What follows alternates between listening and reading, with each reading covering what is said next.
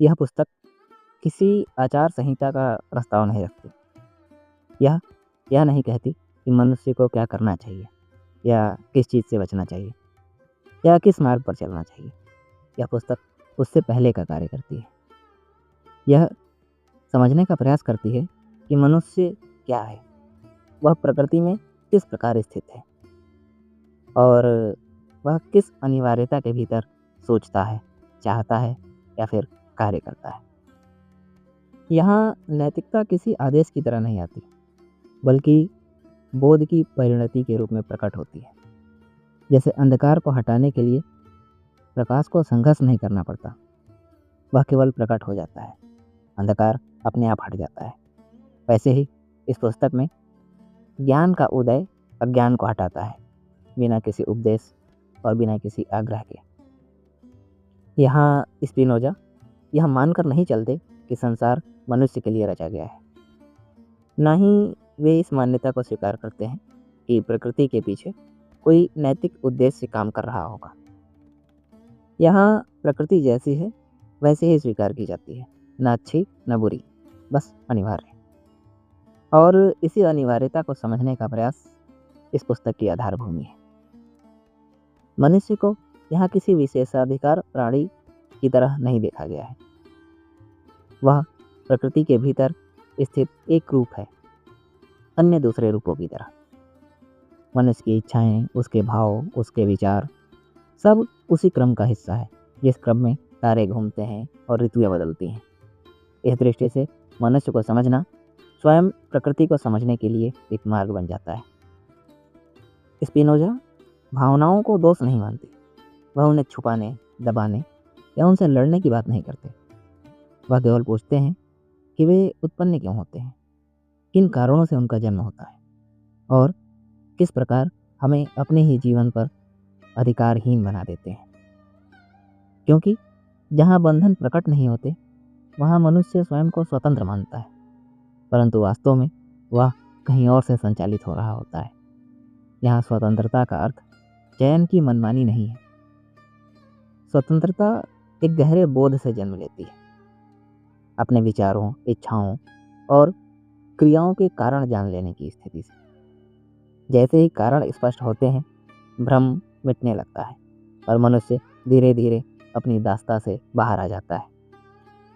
Spinoza अपनी पुस्तक ethics में गणित की तरह आगे बढ़ते हैं, धीरे, कठोर और निर्वैयक्तिक रूप से। इसमें भावनात्मक भाषा नहीं है, बल्कि स्पष्टता का आग्रह है। इसका उद्देश्य पाठक को प्रेरित करना नहीं, बल्कि दृष्टि प्रदान करना है। क्योंकि जब दृष्टि बदलती है तो जीवन स्वयं ही बदल जाता है, बिना किसी नैतिक भाषण के। इस पुस्तक का अंतिम लक्ष्य शांति है, पर वह शांति किसी वचन से नहीं आती। वह उस बोध से आती है कि हम जिस व्यवस्था का विरोध कर रहे हैं या फिर जिस व्यवस्था को हम समझना चाहते हैं, हम उसी के अंग हैं। और जब यह समझ भीतर उतरती है तो भय समाप्त हो जाता है और हमारा जीवन अधिक स्थायी आनंद महसूस करता है। बारूक स्पिनोजा के एथिक्स पर विस्तृत चर्चा शुरू करने से पहले एक निवेदन। इस प्रस्तुति में जो भी विचार या भाव व्यक्त किए जाएंगे, वह मूल लेखक की चेतना की ओर संकेत करेंगे। वह मेरी व्यक्तिगत मान्यताओं की घोषणा नहीं होंगी। आगे बढ़ने से पहले यदि अभी तक आपने हमारा चैनल सब्सक्राइब न किया हो तो कृपया चैनल सब्सक्राइब कर लें, ताकि ज्ञान की इस यात्रा में आप हमारे साथ बने रहें। और यदि हमारा प्रयास पसंद आए तो अपने मित्रों में साझा भी करें। आइए शुरू करते हैं एथिक्स बाय बारूक स्पिनोजा। तो जैसा कि हमने इंट्रोडक्शन में बात की, स्पिनोजा इस पुस्तक की शुरुआत मनुष्य से नहीं करते, ना ही नैतिकता से, ना ही अच्छे या बुरे के प्रश्न से।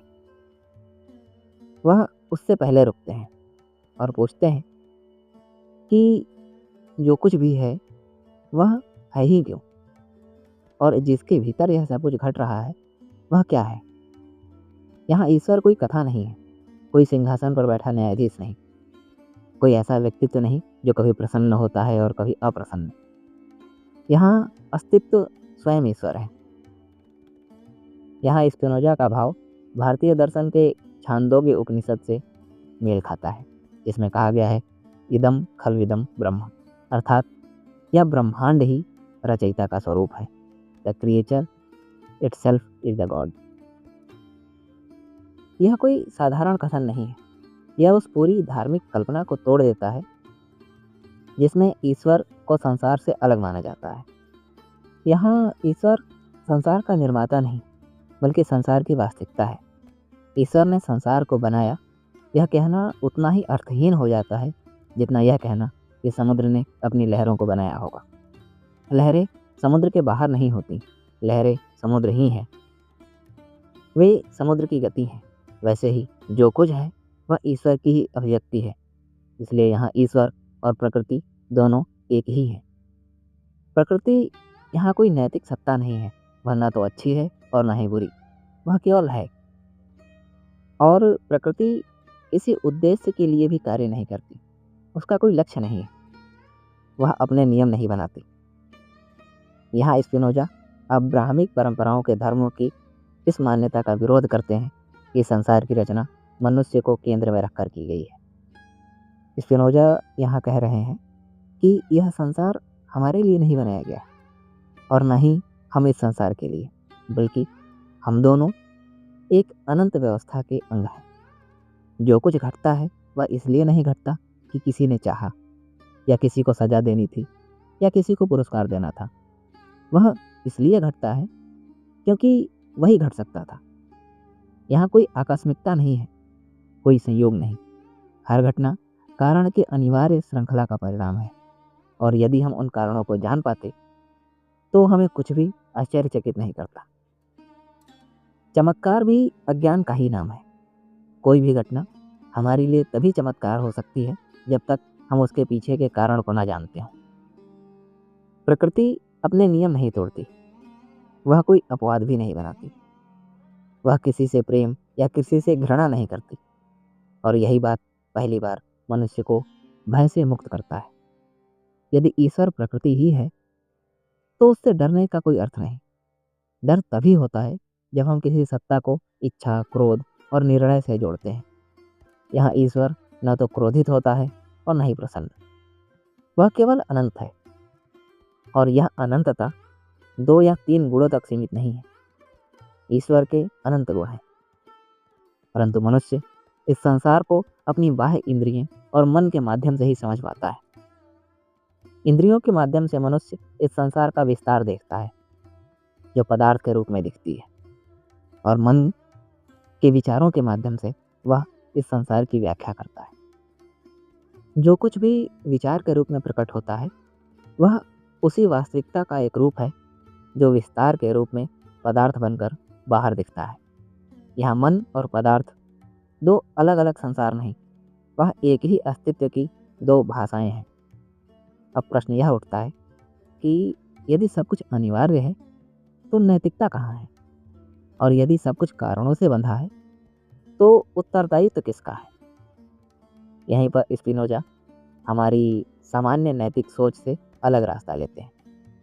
नैतिकता यहाँ आदेश नहीं, नियम नहीं, डर से पैदा हुआ अनुशासन नहीं है। नैतिकता यहाँ समझ का परिणाम है। जब हम यह समझने लगते हैं कि हम प्रकृति के विरुद्ध नहीं, प्रकृति के भीतर हैं, तो हमारे कर्म स्वयं ही बदलने लगते हैं। डर या लालच से नहीं, बल्कि स्पष्टता से। पाप और पुण्य प्रकृति के नियम नहीं हैं, वे मानवीय व्याख्याएं हैं।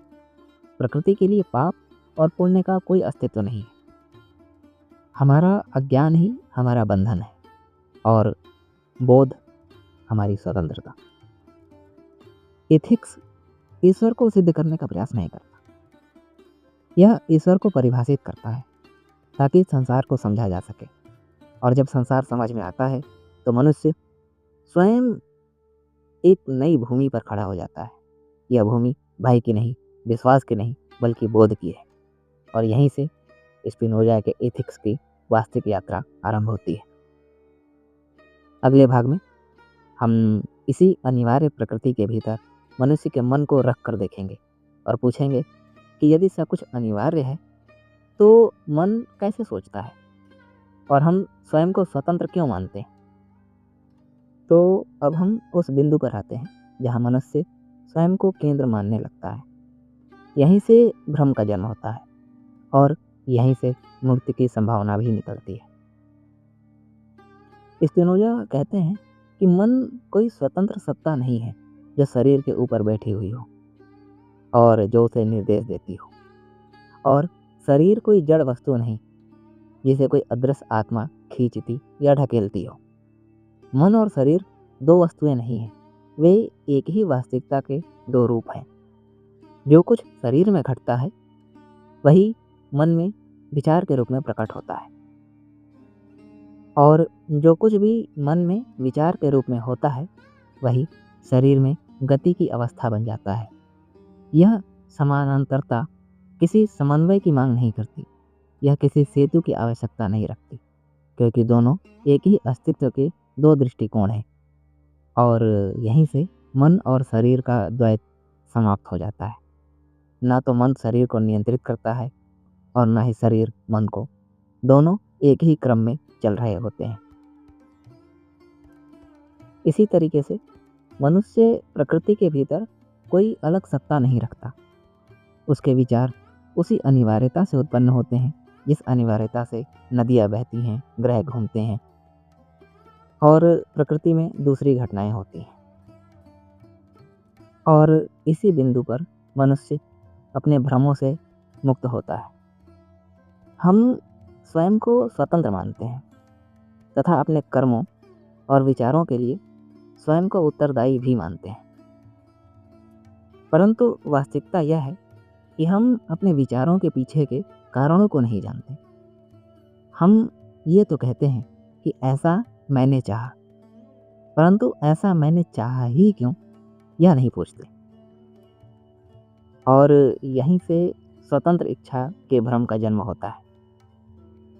अपने विचारों के पीछे के कारणों को न जानने के कारण मनुष्य स्वयं को स्वतंत्र समझता है, परंतु वास्तव में उसके सभी कार्य और विचार किसी न किसी कारण से उत्पन्न होते हैं। और मनुष्य जितना अधिक अपने विचारों के कारणों को समझता है उतना ही अधिक वह स्वयं का स्वामी और नियंत्रक बनता जाता है। जब मन अपनी सीमाएं देख पाता है वहीं से उसकी वास्तविक स्वतंत्रता शुरू होती है। मन का प्रत्येक विचार किसी न किसी कारण से उत्पन्न होता है और वह कारण भी किसी अन्य कारण से, और यह श्रृंखला अनंत तक जाती है। मनुष्य का मन किसी शून्य में उत्पन्न नहीं होता, वह संसार की समूची व्यवस्था का एक बिंदु है। जब हम इस कारणता को समझ लेते हैं तो स्वयं से लड़ना बंद कर देते हैं। तो अब यहाँ पर प्रश्न यह उठता है कि यदि हम स्वतंत्र नहीं हैं तो फिर ज्ञान का क्या अर्थ है? स्पिनोजा कहते हैं कि ज्ञान यहाँ वस्तुओं पर अधिकार नहीं, ज्ञान यहाँ वस्तुओं की वास्तविक स्थिति को समझना है। जब हम वस्तुओं को अलग अलग देखते हैं तो भ्रमित होते हैं, क्योंकि हम कोई स्वतंत्र इकाई नहीं बल्कि इस संपूर्ण प्रकृति का हिस्सा हैं। अर्थात स्पिनोजा यहाँ कह रहे हैं कि मन कोई रहस्यमय वस्तु नहीं बल्कि प्रकृति की एक स्पष्ट अभिव्यक्ति है, और जो स्पष्ट है उसे समझा जा सकता है। तो अब तक हमने देखा कि मन और शरीर एक ही व्यवस्था के अंग हैं। तो अब प्रश्न उठता है कि भावनाएं क्या हैं और वे हमें बांधती क्यों हैं? तो अब हम उस क्षेत्र की ओर आगे बढ़ते हैं जहाँ मनुष्य सबसे अधिक उलझा हुआ है, भावनाओं का क्षेत्र। भावना, इच्छा और जीवन की गति। यदि मन और शरीर एक ही वास्तविकता के दो रूप हैं तो यह स्वाभाविक है कि मनुष्य के जीवन में सबसे अधिक उथल पुथल जहाँ दिखाई देती है वहीं दर्शन को उतरना चाहिए। वह है भावनाओं का क्षेत्र। सामान्यतः मनुष्य अपनी भावनाओं को या तो दोष मानता है या उन्हें नियंत्रण में रखने योग्य शत्रु मानता है। क्रोध, ईर्ष्या, भय, प्रेम, ये सब उसे ऐसे लगते हैं जैसे वे उसके सच्चे स्वरूप के विरुद्ध हों। पर यह दृष्टि स्वयं भ्रम से जन्म लेती है, क्योंकि यदि मनुष्य प्रकृति से अलग नहीं तो उसकी भावनाएं भी प्रकृति के विरुद्ध कैसे हो सकती हैं। यहाँ पहला कदम भावनाओं को दोष मुक्त करना है। भावनाएं ना पाप हैं और ना ही नैतिक विफलताएं। ये मनुष्य की दुर्बलता नहीं बल्कि उसके अस्तित्व की स्वाभाविक अवस्थाएं हैं।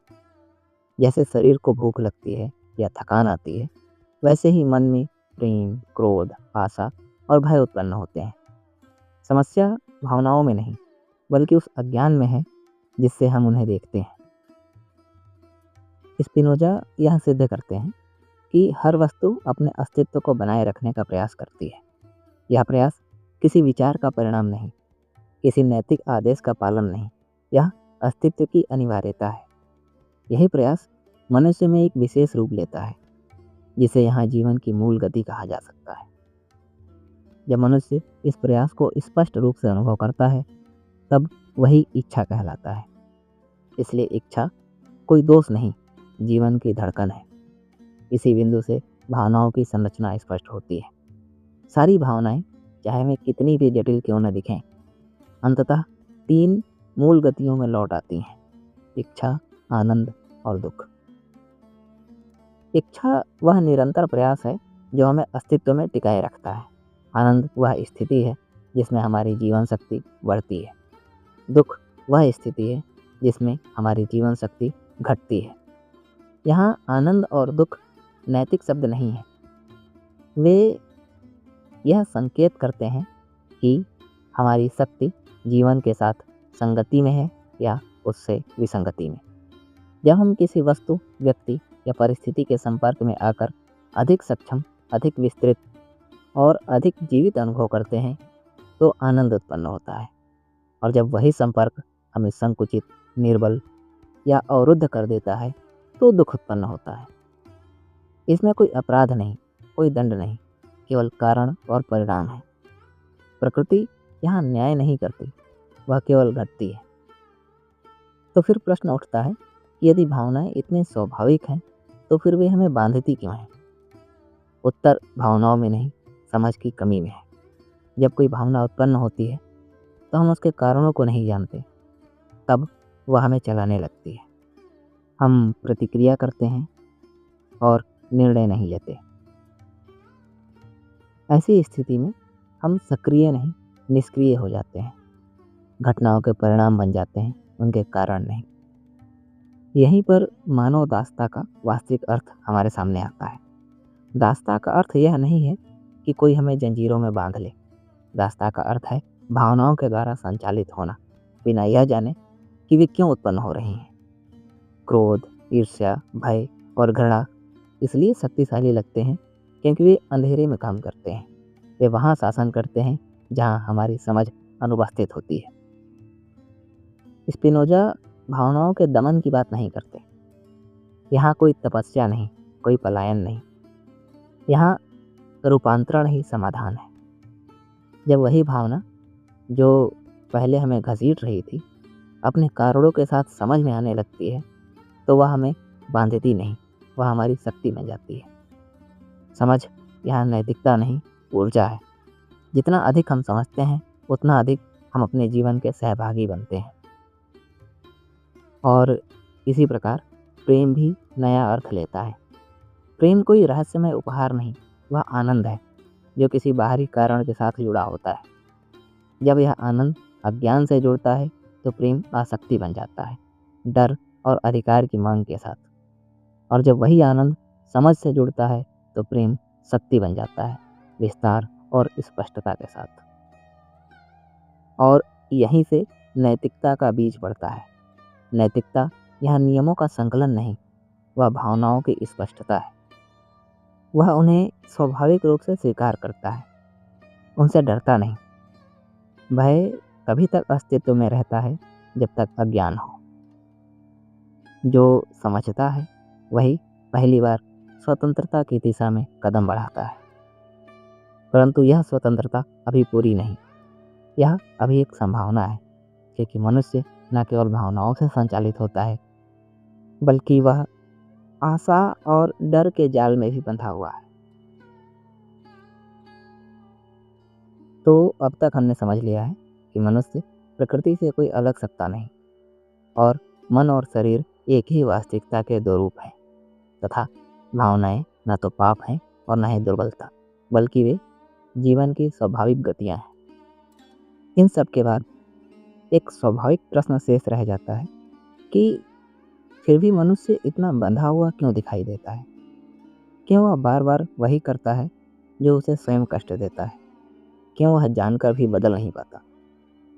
यहाँ पर यह दास्ता किसी बाहरी शासक की अधीनता नहीं है, या वह स्थिति है जिसमें मनुष्य अपने ही भावों और कल्पनाओं के अधीन हो जाता है।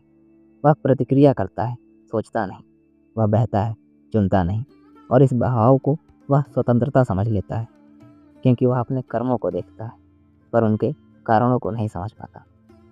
नैतिकता की पारंपरिक परिभाषा इस स्थिति को कमजोरी या पाप कहती है, परंतु यहाँ दोषारोपण का कोई स्थान नहीं। यदि कोई व्यक्ति भय, ईर्ष्या या क्रोध से चलता है तो इसका अर्थ यह नहीं कि वह बुरा है। इसका यह अर्थ यह है कि वह अपर्याप्त समझ के साथ जी रहा है। अज्ञान यहाँ नैतिकता की कमी नहीं, बौद्धिक स्थिति है। और जहाँ समझ अपर्याप्त होती है वहाँ मनुष्य अपने जीवन का कारण बनता है, परिणाम नहीं। यही अच्छा और बुरा एक नए अर्थ ग्रहण करते हैं। अच्छा वह नहीं जो किसी ग्रंथ ने घोषित कर दिया हो, और बुरा वह नहीं जिसे समाज ने दंडनीय ठहरा दिया हो। अच्छा वह है जो हमारी कार्य क्षमता बढ़ाता है और जो हमें अधिक संगत, अधिक सक्षम बनाता है। और बुरा वह है जो हमें संकुचित करता है, हमारी शक्ति घटाता है। यह माप बाहरी नहीं, आंतरिक है, पर भावनात्मक नहीं, बोधात्मक है। इस दृष्टि से देखा जाए तो अधिकांश नैतिक उपदेश भय और आशा पर टिके हुए हैं। भय कि दंड मिलेगा और आशा कि पुरस्कार मिलेगा। ये दोनों ही मनुष्य को वर्तमान से काट देते हैं। भय उसे भविष्य के दंड में बांध देता है और आशा उसे भविष्य के लाभ में उलझा देती है। दोनों स्थितियों में मनुष्य अभी और यहीं समझ से नहीं जीता, और जहाँ समझ अनुपस्थित है वहाँ नैतिकता आज्ञाकारिता बन जाती है। यही कारण है कि स्पिनोजा यहाँ धर्म की आलोचना करते हैं।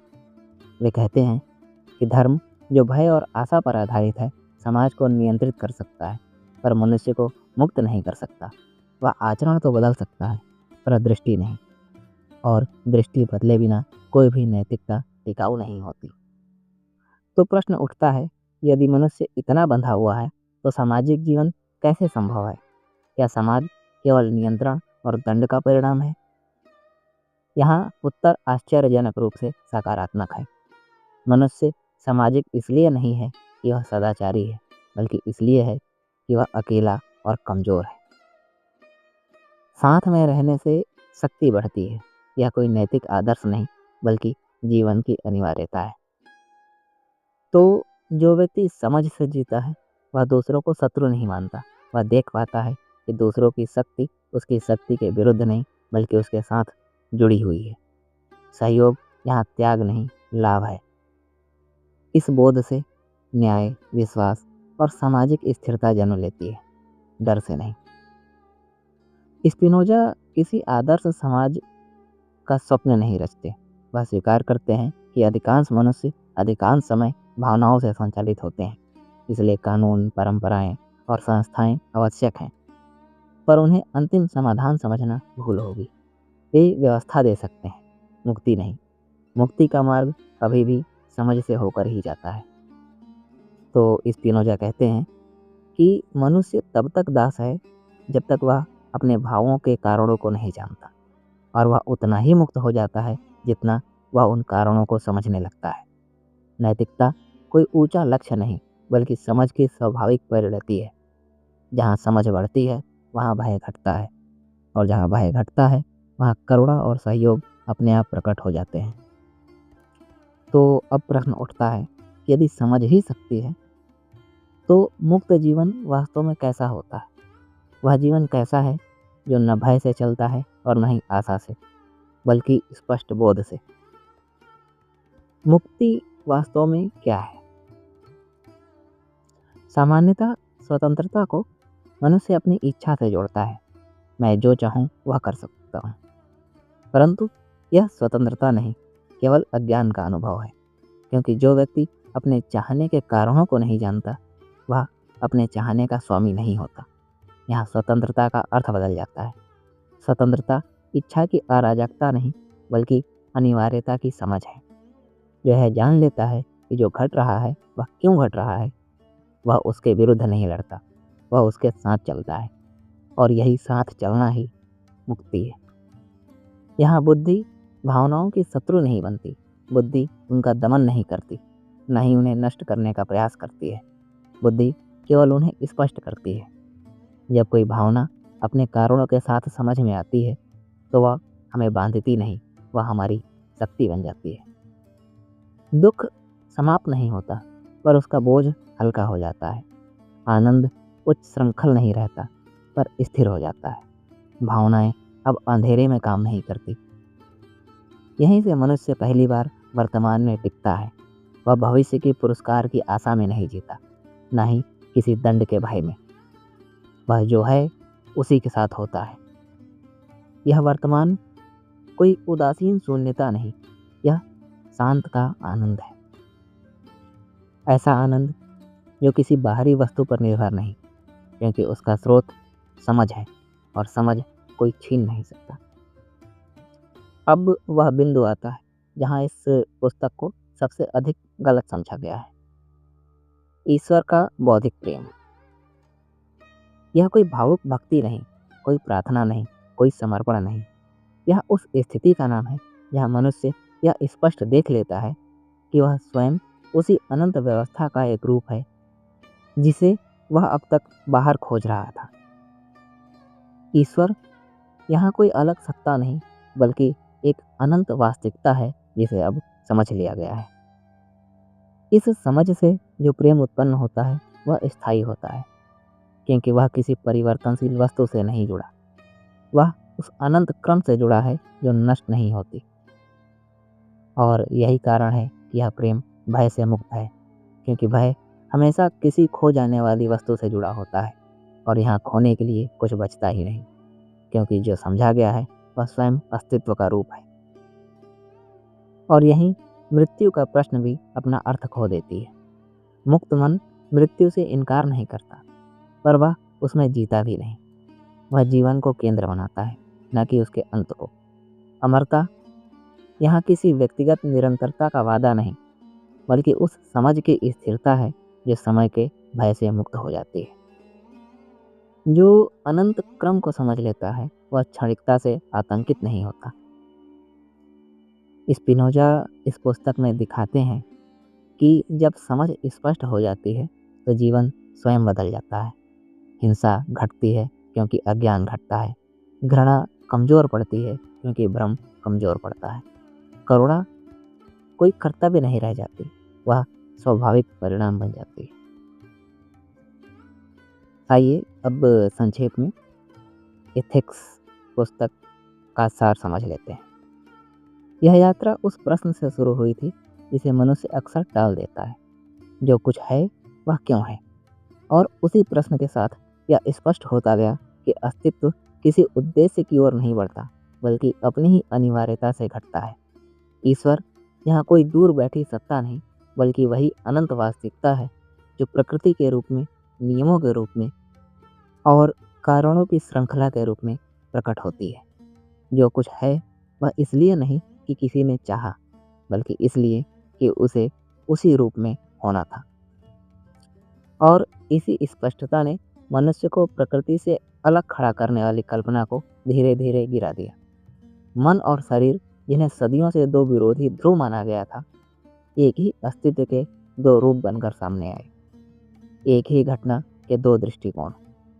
न मन शरीर को चलाता है और न ही शरीर मन को, बल्कि दोनों एक ही क्रम में साथ साथ घटते हैं। स्वतंत्र इच्छा का जो अनुभव हमें इतना वास्तविक लगता है, वह कारणों की अज्ञानता से पैदा हुआ भ्रम मात्र है। जैसे ही यह भ्रम कमज़ोर पड़ता है, मनुष्य स्वयं को किसी अपवाद की तरह नहीं, बल्कि उसी व्यवस्था का एक संगत रूप मानने लगता है।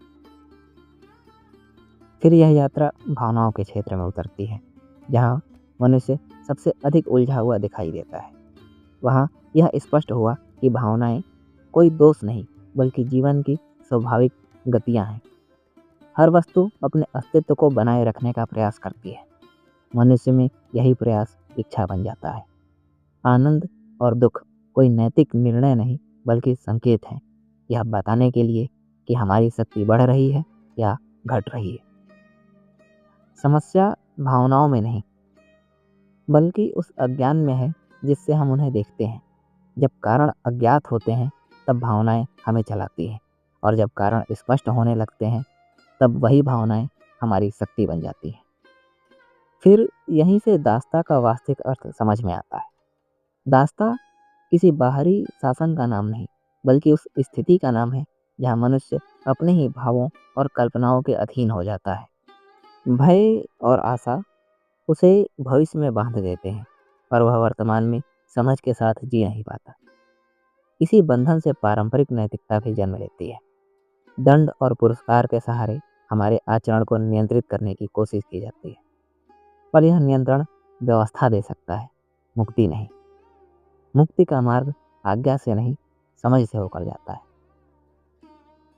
समझ बढ़ते ही नैतिकता अपना रूप बदल लेती है। वह नियमों का बोझ नहीं रहती, वह जीवन की स्वाभाविक संगति बन जाती है। अच्छा और बुरा अब बाहरी घोषणाएं नहीं बल्कि हमारी कार्य क्षमता के माप बन जाते हैं। जो हमें विस्तृत करता है वह अच्छा है, और जो हमें संकुचित करता है वह बुरा। इस दृष्टि से सामाजिक जीवन भी नया अर्थ ग्रहण करता है। मनुष्य साथ इसलिए नहीं रहता कि वह नैतिक है, बल्कि इसलिए कि साथ रहने में उसकी शक्ति बढ़ती है। और अंततः यह यात्रा उस बिंदु पर पहुंची जहां स्वतंत्रता का अर्थ पूरी तरीके से बदल जाता है। स्वतंत्रता मनमानी नहीं बल्कि अनिवार्यता की समझ है, जो यह जान लेता है कि जो घट रहा है वह क्यों घट रहा है, तो वह उससे लड़ता नहीं, उसके साथ चलता है, और यही चलना शांति है। भावनाएं समाप्त नहीं होती, पर उनका अंधापन समाप्त हो जाता है। दुख अपना भार खो देते हैं और आनंद स्थिर हो जाता है। मनुष्य पहली बार वर्तमान में टिकता है, और फिर यहीं से ईश्वर का बौद्धिक प्रेम प्रकट होता है। किसी भक्ति की तरह नहीं बल्कि उस स्पष्ट बोध की तरह जिसमें मनुष्य यह देख लेता है कि वह स्वयं उसी अनंत व्यवस्था का रूप है जिसे वह अब तक बाहर खोज रहा था। बारूक स्पिनोजा का एथिक्स हमें बेहतर बनने का आदेश नहीं देता, यह हमें समझने का साहस देता है और दिखाता है कि जब समझ स्पष्ट होती है तो जीवन स्वयं बदल जाता है। यह था बारूक स्पिनोजा की पुस्तक एथिक्स पर एक विस्तृत चर्चा। हालांकि स्पिनोजा ने यह पुस्तक गणितीय रूप में लिखी है, उस तरीके से निबंधात्मक रूप से नहीं जैसे कि चर्चा हम लोगों ने की है। आपको हमारा यह प्रयास कैसा लग रहा है कमेंट बॉक्स में बताएं, और ज्ञान की इस यात्रा में हमारे साथ बने रहने के लिए चैनल सब्सक्राइब कीजिए और अपने मित्रों में साझा भी कीजिए। अगले वीडियो में हम लोग गॉटफ्राइड विलियम लेबनीज और उनके मोनेडोलॉजी की बात करेंगे। धन्यवाद।